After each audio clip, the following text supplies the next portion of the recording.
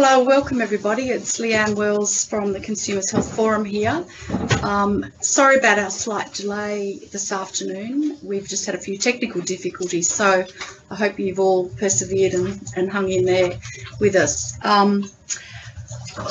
Just before we start, I'll introduce the colleagues that I've got in the room with me in a moment. But before I do, I'd like to acknowledge the traditional owners of the land we're on today. And the participants at various points across Australia in the webinar, the land that they're on, and pay my respects to Aboriginal elders past and present, as well as acknowledge any Aboriginal and Torres Strait Islander people participating in the webinar. I've got in the room with me today Frank Quinlan, who is Chief Executive of Mental Health Australia, Alexis Moyhe, who is the Director of Policy at the National Rural Health Alliance, and Joe Root, the Policy Manager for CHF. This is a second webinar. We ran a first webinar last week. Second webinar in a series that we're starting to run here at CHF. The purpose of this webinar is twofold, really.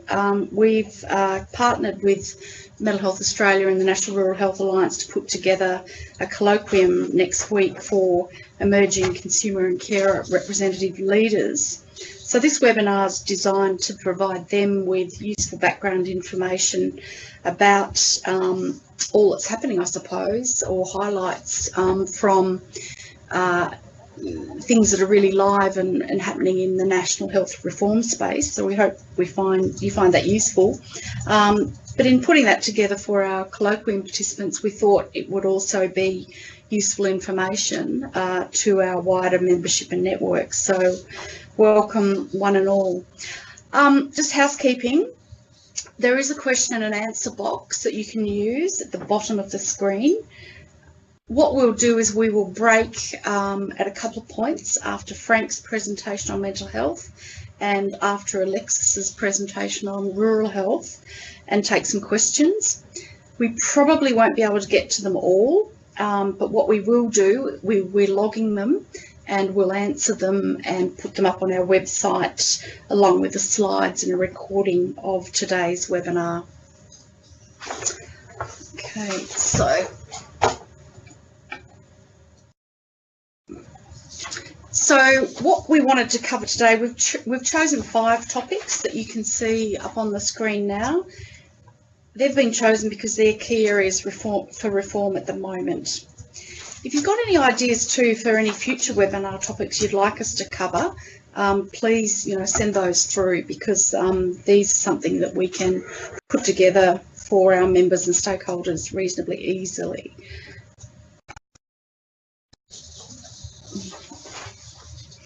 So the first area of reform that we'd like to cover is primary health care. And I think it's probably fair to say that Susan Lee, the previous health minister, recognised that primary health care was really overdue for reform, that the way Medicare operates, particularly for people with complex and chronic conditions, people with multi-morbid conditions like physical and mental health comorbidity, isn't really, working optimally anymore. It's a 1984 system trying to meet 21st century needs. So it's good that we've got a universal healthcare set of arrangements, but she certainly recognised that we needed a more responsive system to meet current needs, particularly for complex and chronic conditions. So we've got fee-for-service funding arrangements that are outmoded.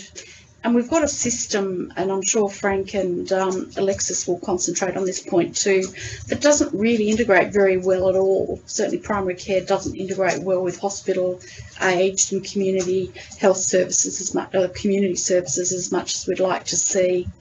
So consequently, there's scope to really promote greater team-based care through changed arrangements in the primary healthcare setting. And that involves a number of things, and certainly, focusing on a way we can use our existing health workforce in Australia more effectively. And one of the big things the government's trying to respond to here with their primary healthcare reform, and a direction that we've really applauded, is, the feedback that we get consistently, and I'm sure our mental health and rural health colleagues get the same, is that people's experience of the system is one of disconnected, fragmented care. We're trying to do something about that with these primary health care reforms. So what the government has announced, and we've had the Prime Minister and Greg Hunt continue the commitment to a program called a Healthcare Home program. They've described it as an area of flagship reform. I mean, basically what that is trying to put in place, and it'll be a demonstration or a first phase rollout in the first instance, a new way of providing, I suppose, a single healthcare destination where people who go to a GP or a general practice setting voluntarily enrol are better supported by a team of providers, a GP working much more in a team-based environment, a GP supported by a team of clinicians that can provide more tailored, flexible, person-centred wraparound care. So it might be the GP working with a pharmacist that's attached to the practice, or a GP working with a care coordinator that helps someone with really complex needs navigate the system. So that's an important area of reform. CHF has a number of representatives sitting on a range of government advisory committees, helping the government to design the implementation and rollout of that program. We have published pretty extensively on the Healthcare Home program. We think it's a step in the right direction, but it does have some limitations.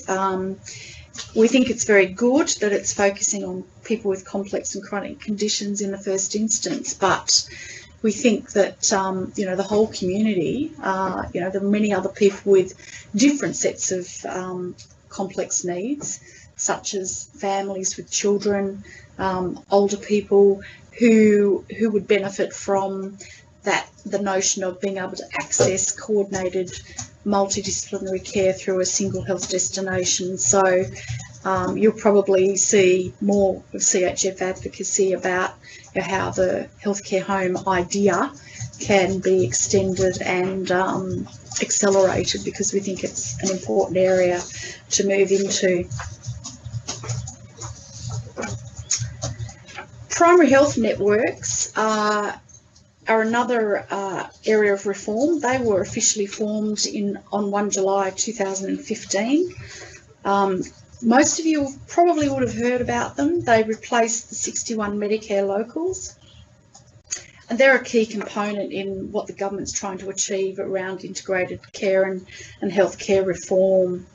Their key objectives are really about increasing the efficiency and effectiveness of medical services for patients, but particularly focused on those at risk of poor health outcomes.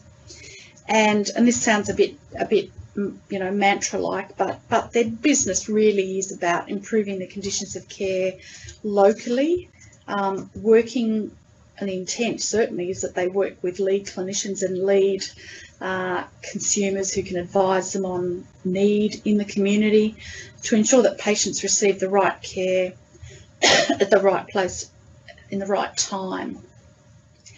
Excuse me. So their governance arrangements were fairly mandated to include GP-led clinical councils and community advisory councils. They have access, excuse me, I'm just getting a glass of water here.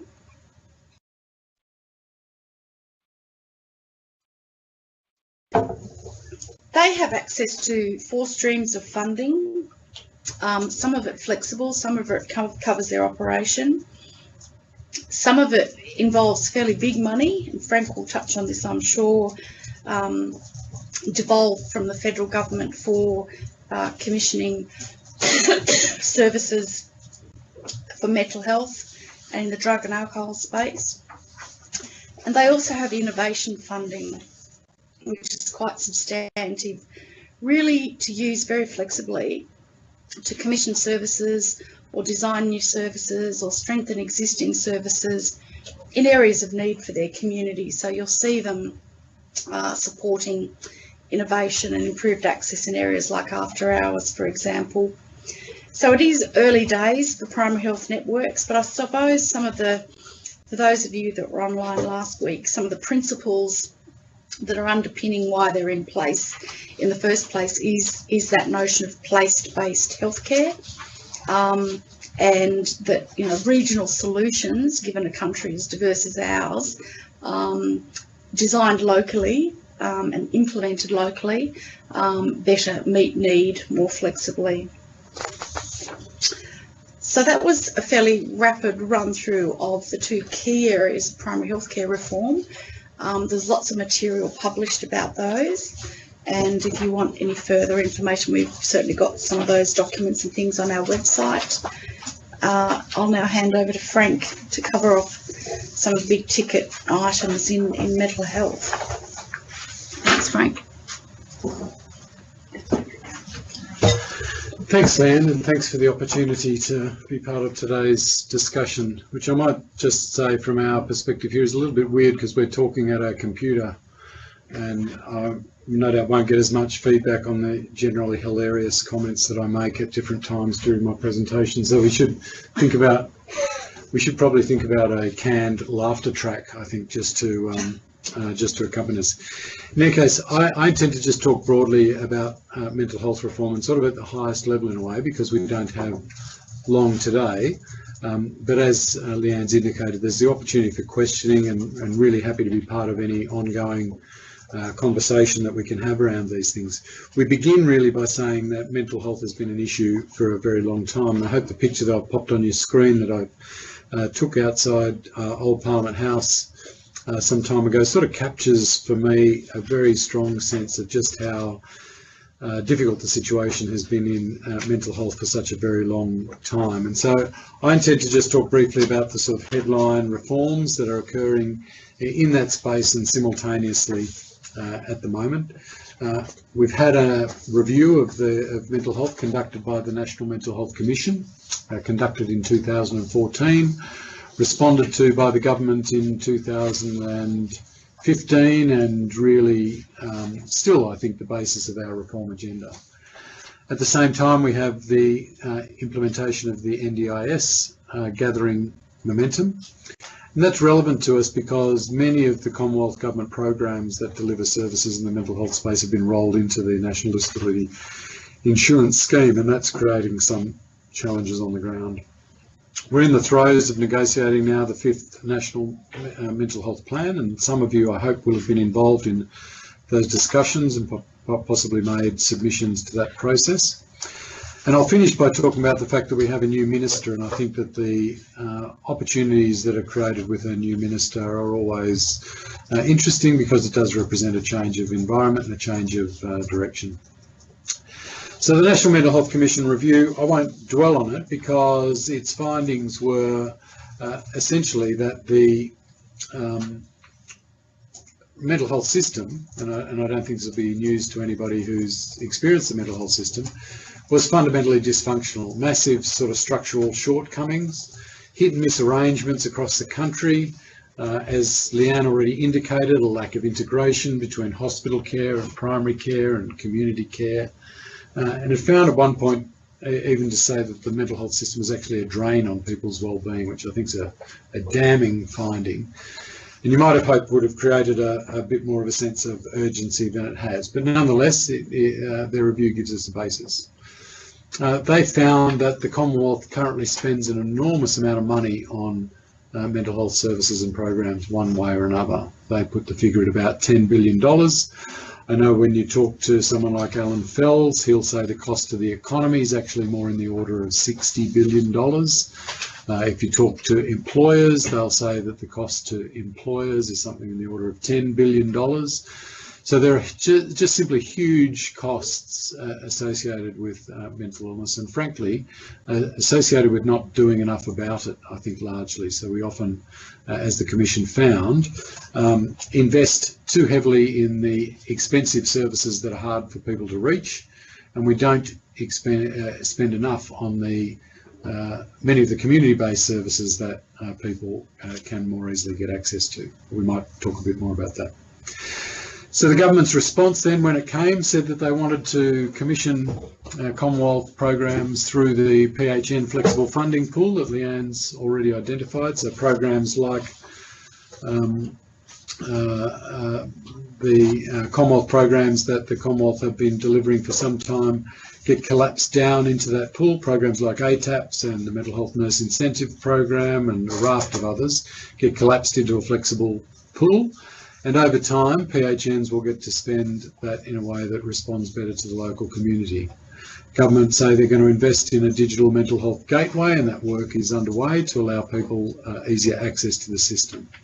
They've introduced this idea of stepped care, which means essentially that people can get in and out of the system at the point at which they need and with the right intensity of care. So you can easily step between different parts of the system. PHNs are rolling that out. They've done some work in integrating the childhood mental health pathways. So sort of they talk about a whole of school approach now. Integrating youth mental health services, so headspaces around the country being integrated better into the systems and processes that exist in the community. And also doing some work on Indigenous, Aboriginal and Torres Strait Islander social and emotional wellbeing. Though I think we're yet to see some of the money committed to that process in a way that I think many of our Indigenous colleagues would like. They've followed up, and we saw some of this in the election as well, with some more money for suicide prevention trials, again around this notion that we need to intervene early rather than late. The government have also, as Leanne indicated, adopting an approach to better coordination of care for severe and complex mental health, this idea of home-based care. I think, frankly, on the mental health front, that the offering there is pretty light, but I think the idea of bringing people's care close to their home is a good one that we'll explore.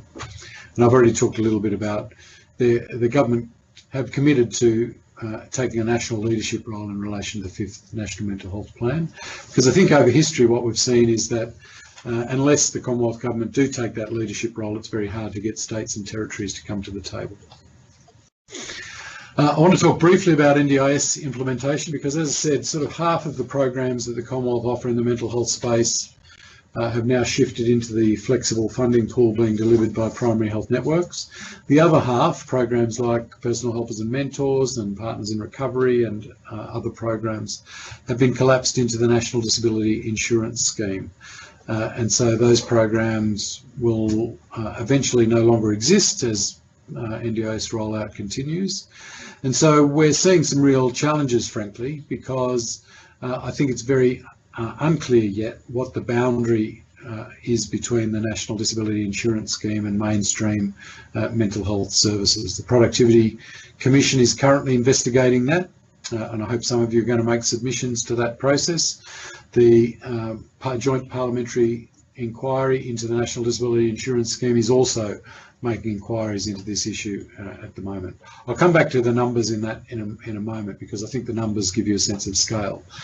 But as we continue to say, there's confusion about the boundaries and who's responsible for what at both the Commonwealth level and the state government level and the NDIA level. There's an absence of governance around some of those issues, so many of the problems that we identified don't currently have a responsible body who should be resolving them, and I think that's a challenge. We have different data being collected across a whole raft of different systems, though I will say that I think the NDIA in particular, though it's early days, are doing a great job of collecting some data. And over time, I think we'll have a much better picture of what's going on than we currently have. And we also have the capacity issues around the primary health networks, which are new organisations. So they're busy rolling out a huge agenda on behalf of the government.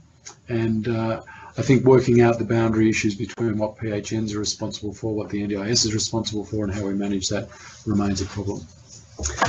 To briefly talk about the 5th National Mental Health Plan, because we're in a bit of a hiatus at the moment. Again, we've made submissions to the planning process that say we really need to look at governance and responsibilities, because at the moment it's very unclear to us, even though we're deeply embedded in the system, who's responsible for what, which government is responsible for providing which parts of the system, I think remains unclear. The draft of the plan made some, I think, very encouraging statements about consumer and carer co-design, pardon me, but then remained silent on how that could be achieved, on what are the structures and processes, what support consumers and carers might need in order to be equal participants in the planning process. We also believe that there are lots of issues. If we're really going to transform the sector, that we also need to be doing a lot of work with the sector to build capacity, to build integration across the system, to improve our information systems and others.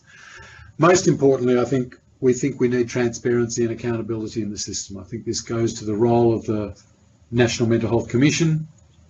I think it goes to the indicators and targets that we might set for a mental health system. We currently have no targets, and I think that means often, even if we get data on how the system is performing, we don't really know whether it's good or bad, or because we don't have a clear aim. I want to finish the talking part of my presentation, expecting that we're going to move on to some questions, and I see some questions have already come in, to just talk about the change of environment that I think is created by a new minister. We've already heard the new minister talk about his own lived experience, and I think that's relevant. Obviously, lived experience is very difficult to argue with. I think you can read all the reports that you like. As I understand it, the minister's mother received care for bipolar disorder and was institutionalised at different stages. This is something that the minister's talked about publicly himself, so I'm happy to repeat it. And I just think that that's, I would hope anyway, means that the minister has, an acute mindfulness about the sorts of things that we could be doing to intervene early and to prevent illness and to better integrate systems. He's already indicated that mental health is a key priority for him, even that it will be included as part of the long-term plan that he has for health, and that mental health and primary care will be one of the 4 pillars of his future national plan for health issues. So I guess I say to people that we begin with some optimism. As I said, he's making the right sorts of noises. Some of you might have seen that along with the Prime Minister, he invited some of us to a meeting just this Monday to discuss how mental health reform was going and where the gaps were and problems were and where they needed to be going.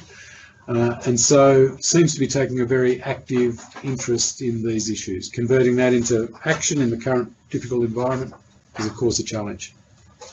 I just want to finish then with my sense, just some numbers to give you a sense of the scale of the problem as I see it.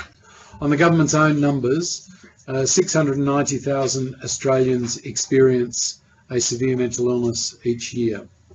Of those 690,000 Australians, 1/3 require some sort of individualised and ongoing psychosocial support, which could range from, participating in groups to individual support to all sorts of things.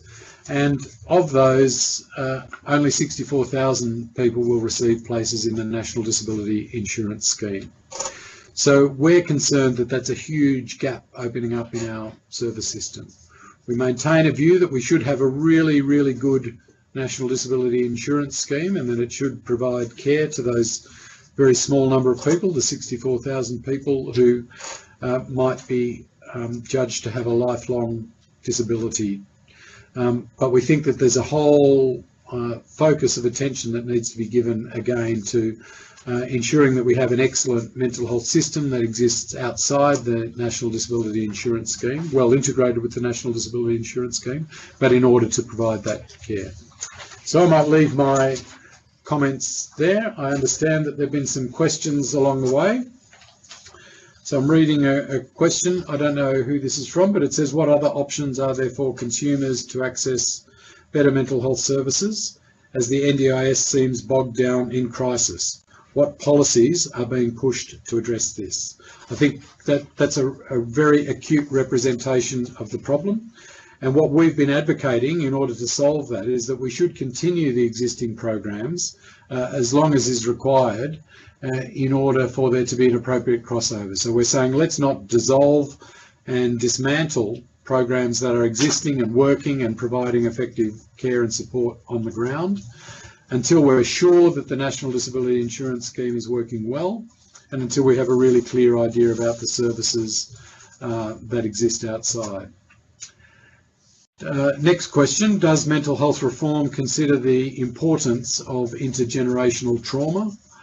I think it's fair to say that we're growing in our understanding of trauma and intergenerational trauma in particular. I think that's become very obvious to us or to anyone who's worked in the area of Indigenous space, that sense of the intergenerational trauma caused by and related to sort of colonial dispossession. I think that remains, the very strong echoes of that remain with us now. I think it's also true, though, that we're coming to a much better understanding of intergenerational trauma in relation to childhood abuse, and in particular childhood sexual abuse. You know, the terrible stories that we've heard from the current Royal Commission, and the work of excellent organisations like the Blue Knot Foundation and others who've done work to educate all of us in that trauma space. I think it's fair to say that our understanding is beginning and developing, and we've still got a lot of work to do.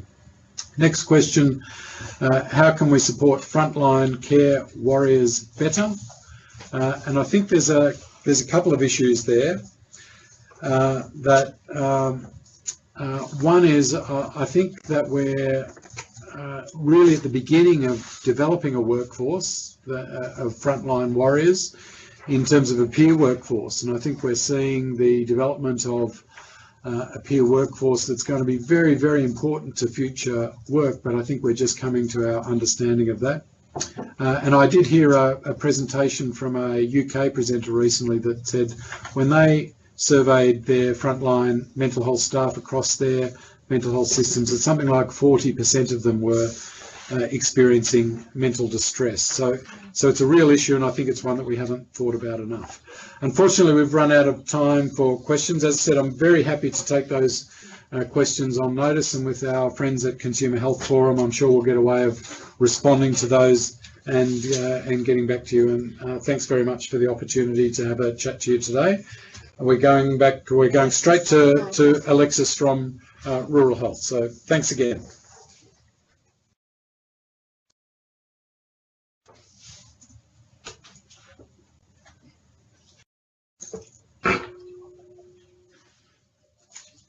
Hello everyone, welcome.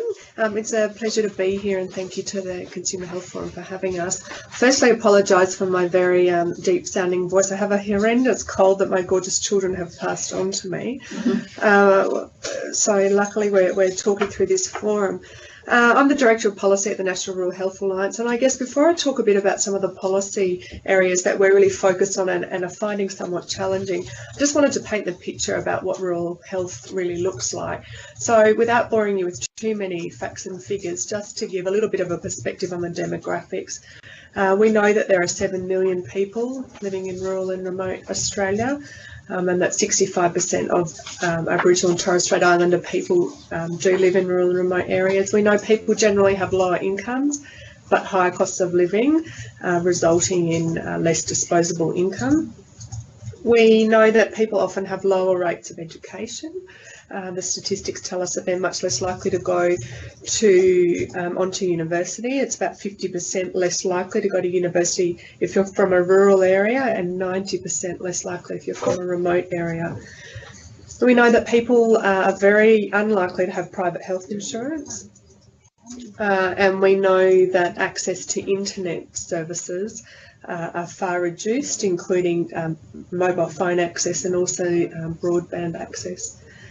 We also know that some lifestyle factors impact on people's health, and we look at smoking rates as well as risky drinking behaviour, physical inactivity, and people who are overweight and obese. So it doesn't paint a very promising picture to begin with. What we do know in terms of service delivery is that we have seen an improved access to GPs. So GPs in a primary healthcare team, access to GPs is better than it has been, and that's in many instances due to government intervention, where there's a greater reliance on non-vocationally registered GPs, overseas trained doctors or international medical graduates, and also GP trainees. So that's sort of moving in a positive direction. What we do see, though, is very poor access to allied health services. So when we look at dentists and pharmacists and podiatrists, psychologists, physios and so on, we know that there are about 70% as many in regional areas and only 40% in remote. So it's very difficult to see an allied health provider.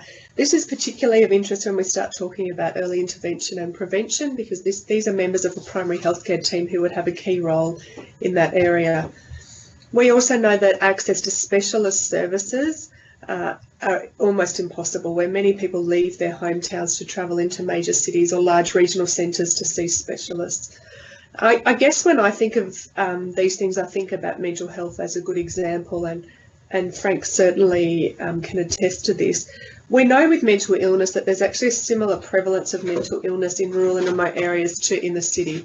So people are not sicker in rural and remote areas. They're no more likely to have a mental health condition. What we do know, though, is that it's very difficult for them to access the services they need. We know that the supply of psychiatrists and psychologists diminishes greatly with remoteness, and we know then that the incidence of suicide is significantly higher, about 30% higher in regional areas and twice as high in remote areas. We also know that hospitalisations due to mental health issues and to drug and alcohol significantly higher in rural and remote areas. We know that people in rural and remote areas seek hospital treatment much later. This means that their illness is much further progressed, and they have fewer options and often more invasive options, and often with a less positive outcome. We also know that there's preventable hospitalisations, and what we mean by that is where an illness can have been treated early, it may have prevented the outcome. So we know that things are tricky. So some of the areas we are very interested in looking at the Alliance currently, you probably heard about the Rural Health Commissioner. In fact, it's quite topical at present because the legislation's just been released. And it's an area we're very excited about. We very much welcome that there will be a commissioner with their primary focus on rural health. The areas that we're interested in exploring a little bit further is that it looks like the term of the commissioner will be for 3 years, and that would be something that we would like to see as a more ongoing scenario. We think that the issues in rural and remote Australia will take some time to address, so we would want to see this role having that investment and effort over a longer period. We're very pleased to see that the primary focus will be around a rural generalist pathway, so great support for a medical profession. And we just would like to highlight, of course, that the primary healthcare team needs to be multidisciplinary, and that it's a value to having allied health nurses, Aboriginal health workers and so on involved in inpatient care. The second area I wanted to mention was the workforce, and I guess it seems quite obvious that the main challenge in delivering good health outcomes in rural and remote areas relates to the lack of workforce and the difficulty in accessing workforce and services. It's very difficult to attract a highly skilled workforce to rural and remote areas, and as you probably have seen, the government uses many what we call levers to try to attract people. So sometimes there are scholarships to do with training, sometimes there are training places, sometimes there are financial incentives to relocate, right through to immigration type arrangements. And this has been successful, at least to some degree, and we see that when we talked about that GPs are reasonably prevalent in rural and remote areas. There's still some way to go in terms of our allied health and our specialist workforce. And again, I note that our allied health providers are often the backbone of prevention and early intervention. When we talk about primary health care, I guess Frank and Leanne both talked about primary health networks and the key role they play. So we also know that there are 31 primary health networks across the country, and about half of them cover some rural and remote area. Some of them cover vast distances, and what they have become good at is identifying the local needs, not just within their PHN, but within the individual communities in the PHN. And what it allows is that some local needs can be identified with some innovative and local solutions. And we feel like this really goes some of the way to sort of plugging a gap or filling a gap that national programs can't always have that specificity to do. When we see people seeking medical treatment later in their disease progression and with hospitalisation rates higher in rural and remote areas, it becomes quite obvious that we need a greater focus on prevention and early intervention. So it's also not just about healthcare, but helping people to manage their own healthy lifestyles and encouraging early visits to their primary healthcare providers. There's a role to support people to manage themselves and using various resources and the assistance of their primary care providers to ensure that they can do that. Private health insurance is another area I wanted to talk about, and I know Consumer Health Forum are also going to discuss that, but just in brief, there is quite a lot of interest from government at present about private health insurance, about two distinct areas in my mind, the value of it and then the cost of it. I think they are quite separate and they need to be considered in a separate sense. There's particular interest in the value of private health insurance in rural and remote Australia. And when we look at the value, it's about, is this a worthwhile investment for people in rural and remote Australia? I guess that goes to the premise of why do we buy private health insurance? And that's to do with choice of provider and to do with private hospital access. And when you look at rural and remote Australia, there are very few private hospitals, firstly, and secondly, there are few doctors and specialists. So the idea of choice becomes somewhat meaningless. And then when you look to extras cover, so your cover for your out of hospital, again, we have few allied health providers. So again, we question the value of the current products and wonder if there's some consideration of adding value around prevention and early intervention, or potentially around travel and accommodation for when patients do need to move away from their hometown and relocate to a major centre for treatment. The final area I'll touch on before I dissolve into my box of tissues is digital health. And I guess that's really promising for rural and remote, particularly when we talk about a gap in service delivery and a gap in access. And I think we've all talked about and heard about the arguments around poor access to internet and mobile phone coverage in rural and remote areas. I would be really hesitant to throw the baby out with the bathwater here, because I think there are some instances where, sure, we need to have those things improved, but we shouldn't be hesitant in forging forward in this. Digital health offers a great opportunity to people living in rural and remote Australia to access health services, to access information about health, to engage more with their primary healthcare team. It also can allow some of the health providers to link up with others for their professional development and their support. So we would caution, though, that the current Medicare payment system does not allow significant investment in digital health, and that a funding mechanism would need to be different to that. But we think it's something that's really worth continuing to explore and to advocate for. The final thing I wanted to leave you with is that the Rural Health Alliance is very much interested in the patient journeys and in your views on your healthcare in rural and remote Australia. So if you are a rural and remote consumer and you are keen to feed in your story and what's happened to you through your healthcare journey, please be in touch, probably best through the Consumer Health Forum, and they can put you in touch with us. So thank you very much for hearing all of our detail on rural health, and we'll pass perhaps time for some questions.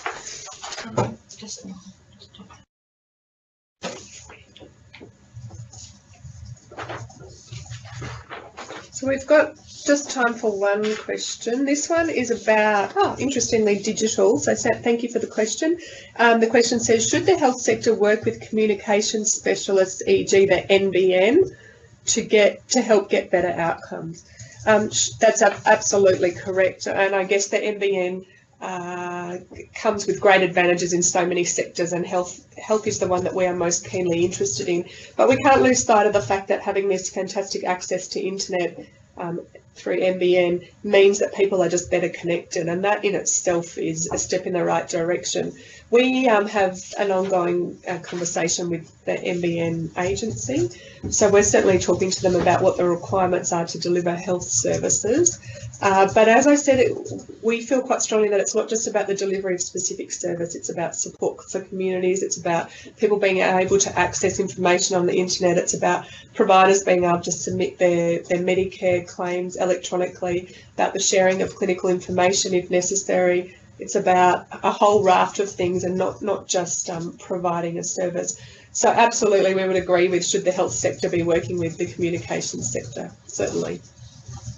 I think my time's up, so I'll leave you there. Thank you very much for having me, and please get in touch with your patient journey stories. Thank you, Alexis, and thank you to the people who sent questions in. As we've said, we'll put answers to some of these questions up. It's Jo Root here from CHF.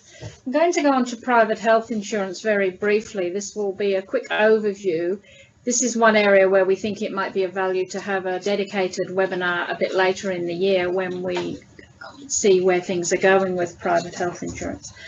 As we all know, private health insurance is complex. It's the biggest area of inquiry to CHF from media and from consumers, and people saying they don't understand it. People don't understand their policies and they don't understand how the industry works.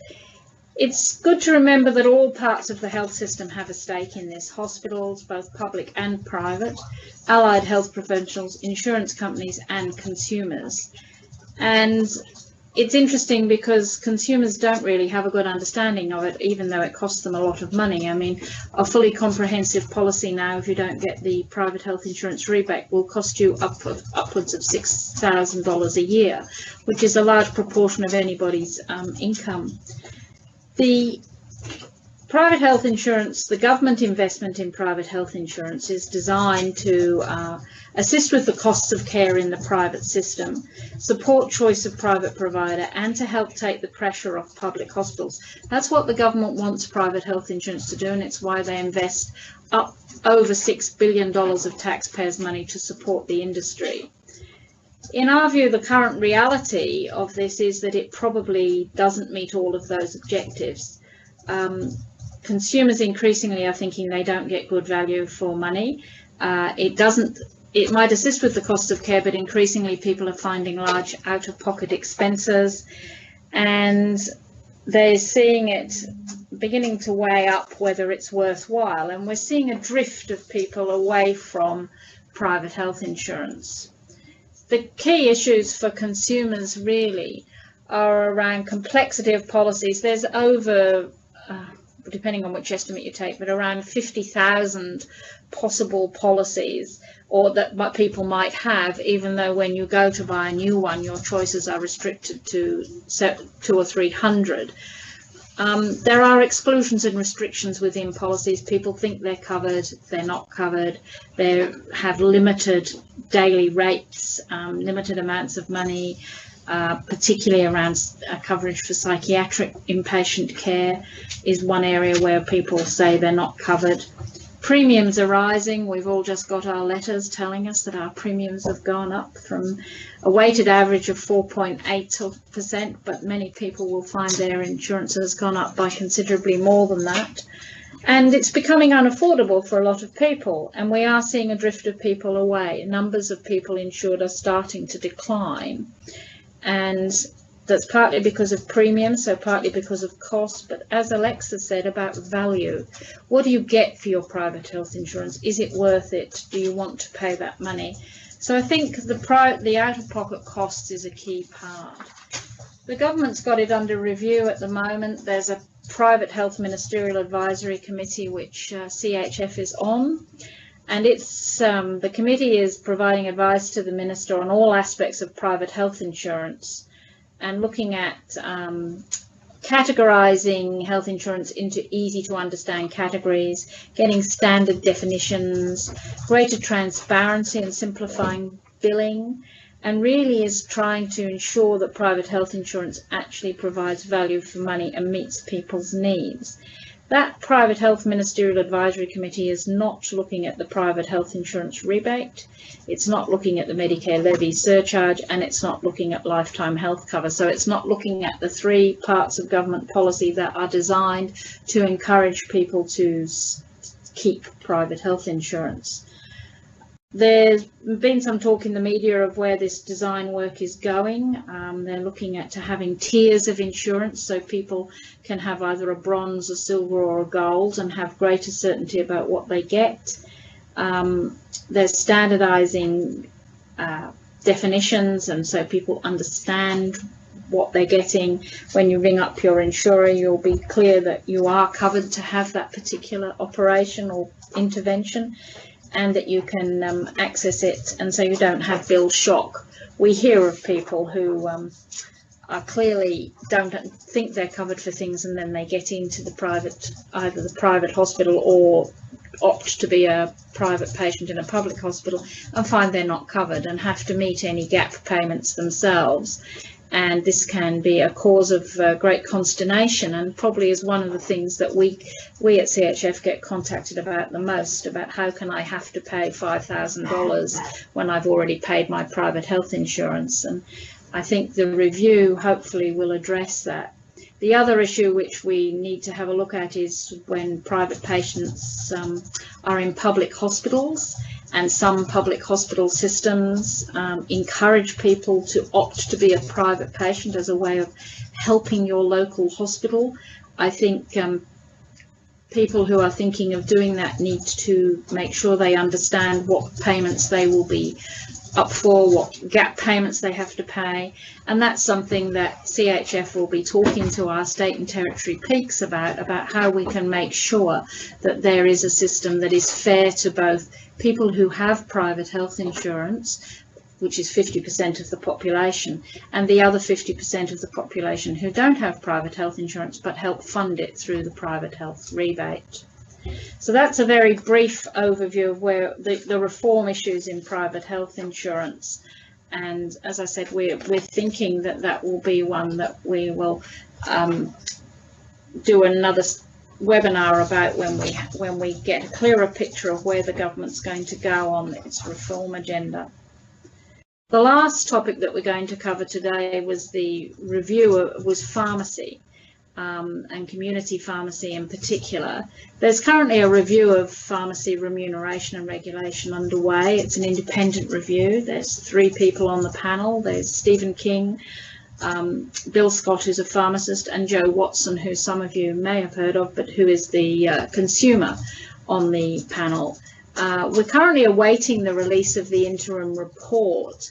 And this, so we're not quite sure what direction they're going, but this review was set up under the 6th Community Pharmacy Agreement to look at all the rules and regulations around community pharmacy, how much pharmacists should get paid for dispensing, what other services could they provide usefully, how should they be reimbursed for them. We would hope it would look at issues like how they work together, how they provide out-of-hours services, how they service their community and work as part of the primary healthcare team, so that if you go to your pharmacist, you know that there's going to be some communication with your GP, and so they're integrated into the health system in a better way. And to that end, the government also set up under the 6th Community Pharmacy Agreement the Pharmacy Trial Program, and it's taking $50 million to trial some new interventions. One is up and running, which is the pharmacy-based screening and referral for diabetes, and some of you may have seen signs at your local community pharmacy encouraging you to go and get screened. If this trial is successful, then it will be rolled out as a national program by community pharmacy.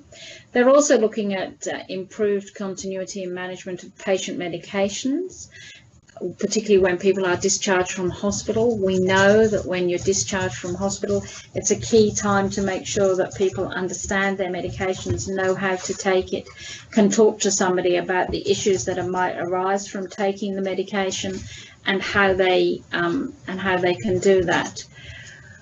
We would hope that that trial would get started fairly soon. And the third area that the trial program is looking at the moment is improved medication management for Aboriginal and Torres Strait Islanders through pharmacist advice and culturally appropriate services. And this is particularly important in more rural and remote areas where there may be limited access to a pharmacy, where there's not a tradition of going and talking to your pharmacist, but actually where the pharmacist, where there is one, plays a critical role in being the first health professional that people have access to. We also hope that we can improve pharmacist services to people in residential aged care, and also look at when people move between care settings that their pharmacy goes with them. And I think there Alexis's points about digital health are important. If we can get a My Health record that actually has all the component parts of pharmacist, hospital, GP, and it's all there, then it will be easier to track people through the system, make sure that they get that their medication record goes with them, so when they get changed medicines, when they drop off one, pick up a new one, that there's a running record of that, so that anybody who's treating them knows exactly what's going on. So that really, and I apologise for that being a bit rushed, but we unfortunately started a little bit late. But those are the key issues around pharmacy and private health insurance that we wanted to cover. And those are the areas of reform. There's obviously, as Leanne said at the beginning, there's obviously more areas of reform that we could have talked about, and we're happy to put on more webinars as and when people want them. We certainly will be doing a webinar after the federal budget in May, where we'll give our analysis of the health components of the federal budget, and that would be, I think, where some of the next steps in some of these reform agendas will become apparent. We're also looking to do more when we get the report from the pharmacy review. That could be a potential webinar. So if you want to contact CHF and tell us what you'd be interested in hearing more about, we'll be happy to try and accommodate you with either us giving you a presentation or getting the expert on the area to come in and go through the key points.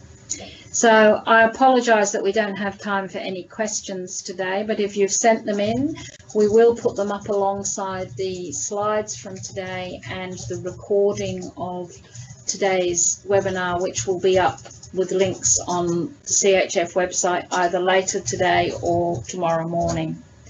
So with that, I'll wrap up and say thank you to all our presenters, to Frank and Alexis for making the time, and to Leanne for leading us off on primary health networks and healthcare homes. And some of you we look forward to meeting at the colloquium next week, and others we hope to hear from you about webinars, any questions you have. And as Alexis said, your patient journey, we'd like to hear those as well, because patient stories are critical to us to illustrate to decision makers how the system actually works rather than how they think it might work. So with that, thank you very much. Goodbye.